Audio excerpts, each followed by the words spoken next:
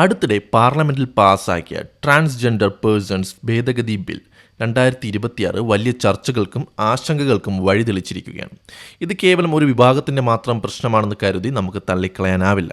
കാരണം ഈ നിയമത്തിലെ പല വ്യവസ്ഥകളും നമ്മുടെ എല്ലാവരുടെയും സ്വകാര്യതയിലേക്കും മൗലികാവകാശങ്ങളിലേക്കും ഭരണകൂടത്തിന് കടന്നുകയറാനുള്ള വഴി തുറക്കുന്നു എന്നാണ് വാസ്തവം.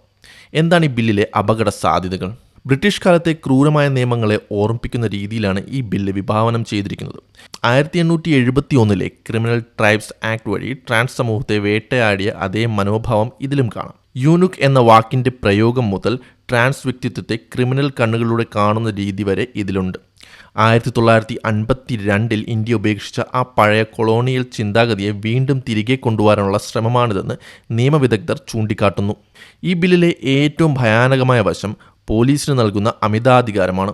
ഉദാഹരണത്തിന്, ഒരാളെ ട്രാൻസ്ജെൻഡറായി അവതരിപ്പിക്കാൻ പ്രേരിപ്പിച്ചു എന്നാരോപിച്ച് ആർക്കെതിരെയും കേസെടുക്കാം. ഇതിൽ സമ്മതത്തോടെയുള്ള പ്രവർത്തികൾ പോലും കുറ്റകരമായേക്കാം. ഇതെങ്ങനെ ദുരുപയോഗം ചെയ്യപ്പെടാം? നിങ്ങളുടെ ഒരു സുഹൃത്തിനെയോ ബന്ധുവിനെയോ നിങ്ങൾ ലിംഗമാറ്റ ശസ്ത്രക്രിയയ്ക്കോ മറ്റോ സഹായിച്ചാൽ ഒരു അയൽക്കാരൻ്റെ പരാതിയിൽ മാത്രം നിങ്ങൾ ജയിലിലായേക്കാം. ജാമ്യം ലഭിക്കാതെ മാസങ്ങളോളം തടവിൽ കഴിയേണ്ടി വരുന്ന സാഹചര്യം ഇത് സൃഷ്ടിക്കുന്നു. ഇത് ഡോക്ടർമാർക്കും NGOകൾക്കും സാധാരണക്കാർക്കും ഒരുപോലെ ഭീഷണിയാണ്. സ്വയം തിരിച്ചറിയാനുള്ള അവകാശം ഭരണഘടന നൽകുന്ന ഒന്നാണ്.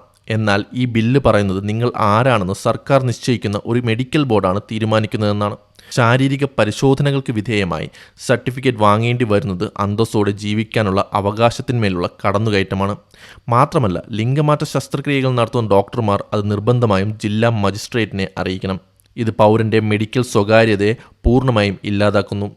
ഇന്ന് ട്രാൻസ് വ്യക്തികൾക്ക് ബാധകമാകുന്ന ഈ സർക്കാർ നിരീക്ഷണം നാളെ മറ്റു പല മേഖലകളിലേക്കും വ്യാപിപ്പിക്കാൻ ഈ ബിൽ ഒരു മാതൃകയാകും. മറ്റൊരു പ്രധാനപ്പെട്ട കാര്യം ട്രാൻസ് വ്യക്തികൾക്കെതിരെയുള്ള ലൈംഗികാതിക്രമങ്ങൾക്ക് നൽകുന്ന ശിക്ഷയാണ്. സ്ത്രീകൾക്കെതിരെയുള്ള ബലാത്സംഗത്തിന് കഠിനമായ ശിക്ഷ ലഭിക്കുമ്പോൾ ട്രാൻസ് വ്യക്തികൾക്കെതിരെയുള്ള അതിക്രമങ്ങൾക്ക് വെറും 2 വർഷം വരെ മാത്രമാണ് ശിക്ഷ നിർദ്ദേശിച്ചിരിക്കുന്നത്. ഇത് നീതിയല്ല. ചുരുക്കത്തിൽ ഈ ബിൽ ജനാധിപത്യപരമായ ചർച്ചകൾ കൂടാതെയാണ് പാസാക്കിയിരിക്കുന്നത്. ഇത് ട്രാൻസ് സമൂഹത്തിൻ്റെ മാത്രം പ്രശ്നമല്ല, മറിച്ച് പൗരന്മാരുടെ സ്വകാര്യതയിലും സ്വാതന്ത്ര്യത്തിലും ഭരണകൂടം നടത്തുന്ന അമിതമായ നിയന്ത്രണത്തിൻ്റെ തുടക്കമാണ്.